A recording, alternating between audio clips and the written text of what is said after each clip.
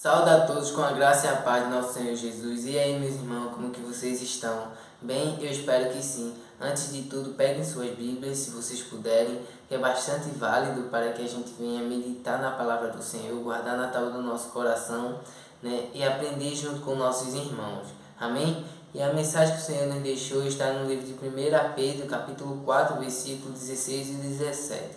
Mas antes da leitura, peço a todos que se inscreva no canal, quem não for inscrito, né? Ative o sininho de todas as notificações para que você venha ficar recebendo todas as mensagens, né? Separando tempo de qualidade para Deus e fortalecendo teu lado espiritual. Amém, irmão? E então, antes da mensagem, eu queria falar o que iremos conversar no dia de hoje, né? Qual o sentido da palavra? Hoje iremos falar a respeito de viver com excelência, viver por propósito, viver para Deus, né? Acima de todas as coisas, que a gente venha fazer a vontade do Pai, né? Em qualquer circunstância que a gente esteja, mas que a gente venha permanecer, continuar, mesmo com pouca força, mesmo com,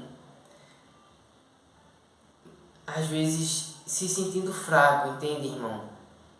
Mas que permaneça na presença de Deus, porque isso é muito importante. A palavra de Deus diz que quando estamos fracos é que estamos fortes, entende? Então, a gente é tudo ao contrário, o reino de Cristo, né? E a gente fica analisando, mas rapaz, por que quando estou fraco é que estou forte? Porque quando a gente está fraco, é aí que Deus aparece. É aí que Jesus entra com providência. E Ele nos mostra que a gente é forte. Ele nos aviva a nossa fé. Ele nos dá força, nos dá ânimo para seguir em frente.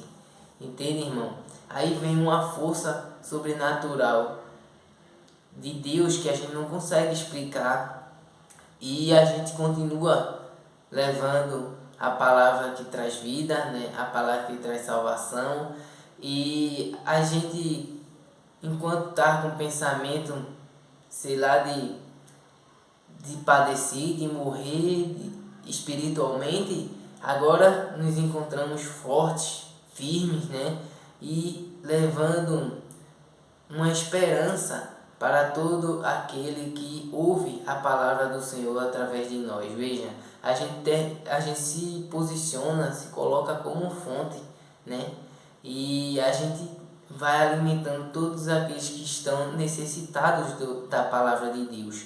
Então, irmão, vamos para a palavra que diz assim, 1 Pedro 4, 16 e 17. Mas se padece como cristão, não se envergonhe, antes glorifique a Deus nesta parte, porque já é tempo que comece o julgamento pela casa de Deus. E se primeiro começa por nós, qual será o fim daqueles que são desobedientes ao Evangelho de Deus?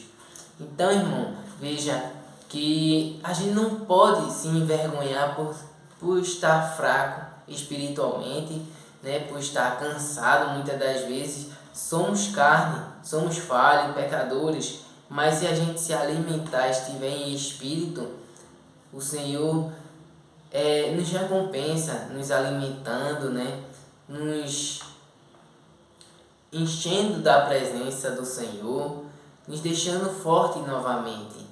E a gente precisa estar, né, guardando os mandamentos de Deus para que a gente continue na sua presença. Irmão, tá chegando o tempo do resgate do Senhor, né? A sua igreja, a sua noiva. E a gente precisa estar firme, né? Para levar o ID a toda criatura. Não tem graça se só os santos, só os justos sejam salvos. Tem que haver... O Senhor tem prazer na vida. E se Ele tem prazer na vida, É dever meu e seu levar a palavra da vida a todos aqueles que estão necessitados.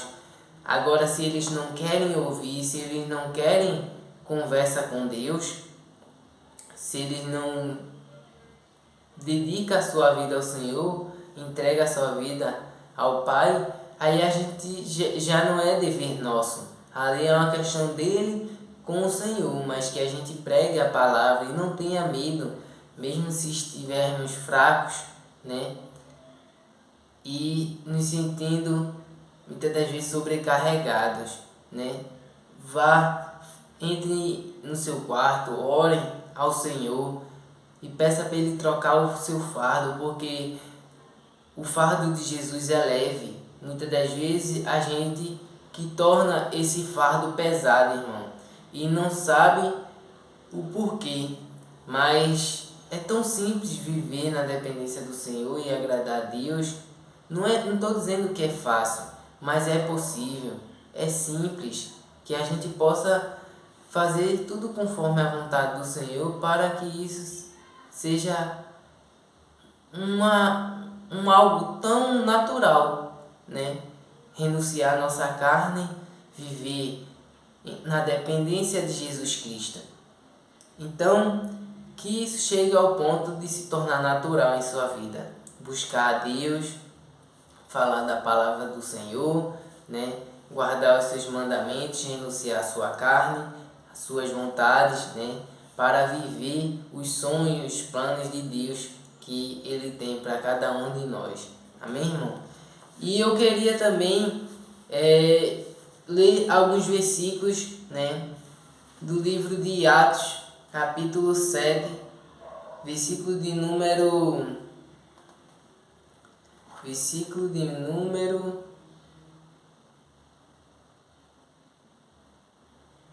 Se eu não me engano, é o 54, que diz assim: E ouvindo eles isto, enfureciam-se em seus corações e rangiam os dentes contra ele.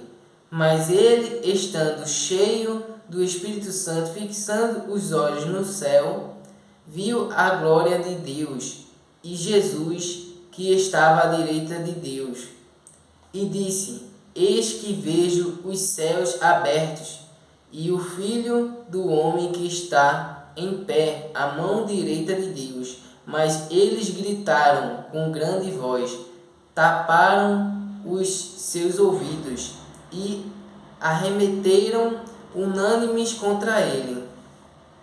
E, expulsando da cidade, o apedrejavam. E as testemunhas depuseram os seus vestidos aos pés de um mancebo chamado Saulo, e apedrejaram a Estevão, que em invocação dizia: Senhor Jesus, recebe o meu espírito. E pondo-se de joelhos, clamou com grande voz: Senhor, não lhes impute este pecado. E tendo dito isto, adormeceu. Aleluia, glória a Deus. Você está conseguindo entender, irmão, o contexto dos primeiros versículos que a gente leu no livro de 1 Pedro, com esse de Estevão, né? Ele glorificou ao Senhor com a sua vida. E não tem prazer maior que morrer pelo Senhor, pela palavra da salvação. Porque Estevão estava pregando, ele estava pregando a palavra, irmão, para aquelas pessoas que não conseguiam entender o Evangelho de Jesus Cristo, nem queria saber de nada. Eles tapavam os olhos, os ouvidos e não queria saber de nada que Estevão estava pregando. Estevão estava cheio do Espírito Santo. E ali ele estava dando uma cajadada, estava dando a lição da parte do Senhor. Ele não estava falando conforme a sua vontade, ele estava falando a vontade de Deus, para aquele pessoal se arrependerem, né? Se arrepender ali dos seus pecados, dos seus erros e defeitos, desde os seus dos seus antepassados, né? Que aí foi se estendendo por gerações. Então Estevão estava dando uma lição da parte de Deus, né? Para aqueles homens que não conseguia abrir o seu coração, estar com o coração endurecido para o Evangelho de Jesus. Então era um jovem, né, que era cheio do Espírito Santo e não tinha limite para pregar o Evangelho. E mesmo sabendo ali que todos estavam querendo matar, né, agredir, fazer maldade com qualquer pessoa que viesse propor o Evangelho de Jesus. Então, irmão, a ousadia que o Espírito Santo dá é essa. A gente enfrenta todo o medo, todo o anseio, né? Todo o perigo, né? Se o Senhor te enviar, irmão, para dentro de uma favela perigosa, você vai entrar, você vai pregar, vai converter vidas lá dentro. Não vá por conta própria, né? Permita quando Deus te quiser levar. Não diga, não, é o que eu tenho, Jesus, eu vou lá e vou fazer acontecer. Você está se exaltando a si próprio, irmão. A glória é de Deus. Não pode esquecer isso. Então, se o Senhor te enviar, vai, prega, entra, né, no meio de bandidos, de pessoas que estão traficando, né? Era basicamente isso que Estevão foi pregar para homens maus, né? Que ele estava correndo um risco muito grande de vida. Então ele honrou a Deus, ele glorificou a Deus com sua vida, né? Pregando o Evangelho. Irmão, ele olhou para o céu e viu, ele deu sermão ali para os homens e eles não estavam aceitando. E Deus mostrou a ele que era a obra do Senhor, né? Então ele olhou para o céu e viu Jesus à direita de Deus, né? E que glória tremenda! E mesmo assim, mesmo ele vendo Jesus, né? Ele não ficou calado, ele ficou clamando a Deus: recebe o meu espírito, mas já estava recebido. Já o Senhor já estava contemplando o que iria acontecer um pouco à frente, entende, irmão? E isso é maravilhoso. Não tem como a gente ficar ter medo, sair correndo, não, porque é Jesus, é a obra dele, irmão. É a salvação, ele morreu por todos nós. E muitas das vezes isso é o peso da cruz a cruz de Jesus que a gente tem que carregar também. Então a gente lança o medo de lado e continua fazendo a vontade de Deus. Se ele nos mandar para fazer algo do tipo, a gente tem que ir lá e executar, né? Porque o Senhor opera naqueles que são valentes, corajosos e não conta com os covardes. Então, Estevão foi o primeiro mártir, né? A primeira pessoa a ser morto ali pelo Evangelho depois de Cristo. Então, irmão, ele olhou, viu Jesus lá e assim que ele viu, né? Ele falou ao povo e os homens, né, que estavam ali, eles rangiam os dentes, irmão, e rangia os dentes e queria ir para cima para dar-lhe em Estevão. Então expulsaram da cidade e o apedrejaram.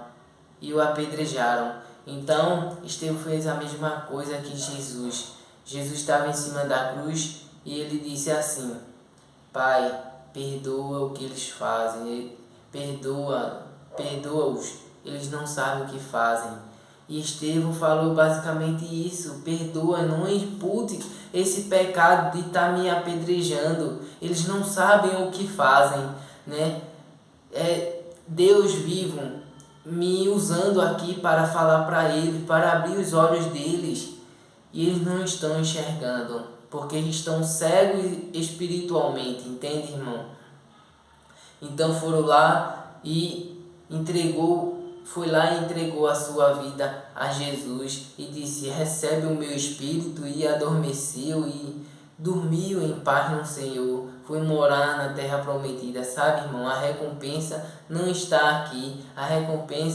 A maior recompensa está nos céus, na terra prometida, em viver na eternidade com Jesus. E isso é o que é o mais prazeroso, né? Vale a pena levar essa palavra, fazer essa obra tremenda. Muitas das vezes é desgastante, é espinhosa, é difícil. Somos provados sempre, né? Para que a gente cresça cada vez mais. É através das provações que a gente vai sabendo lidar com as circunstâncias, né, da vida que estamos passando. E é tipo assim, é tipo um jogo de videogame que a gente vai passando de fase, irmão. E estando com Jesus, mesmo que a gente pereça aqui na terra, mas tem uma nova vida, tem uma nova vida ali, né? Uma nova chance para a gente recomeçar a vida, o jogo, né? Para viver ali na eternidade. E não tem fim mais, irmão.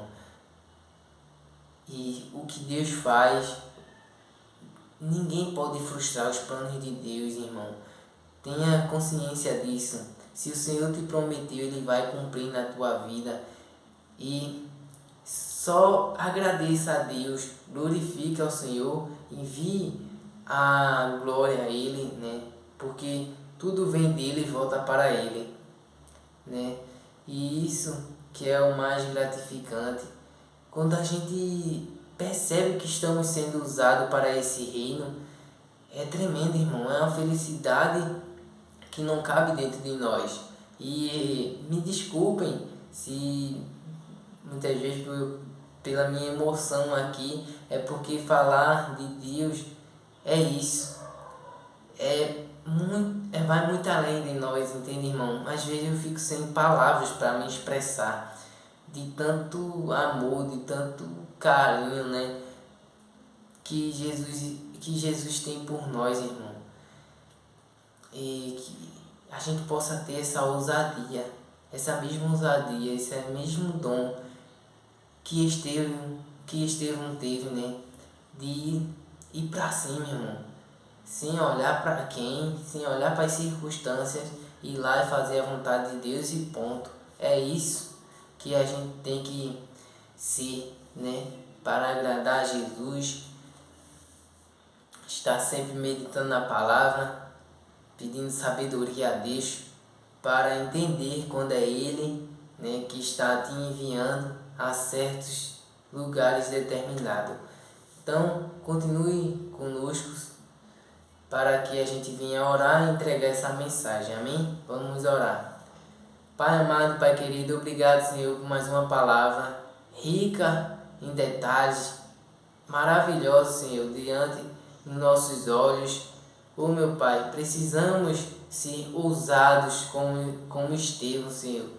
E é motivo de grande alegria, meu Pai, a dedicar a nossa vida para Ti, Senhor.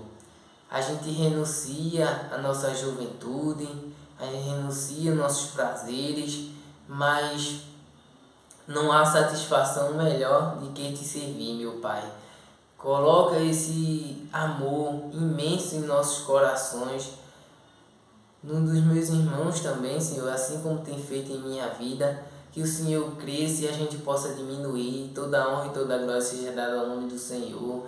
Oh, meu Pai, ajuda, Senhor, entra com providência na vida dos ímpios, de todos aqueles que estão ao nosso redor, para que caia as escamas dos olhos deles e eles possam enxergar a vida eterna, Senhor, através de Ti, meu Pai.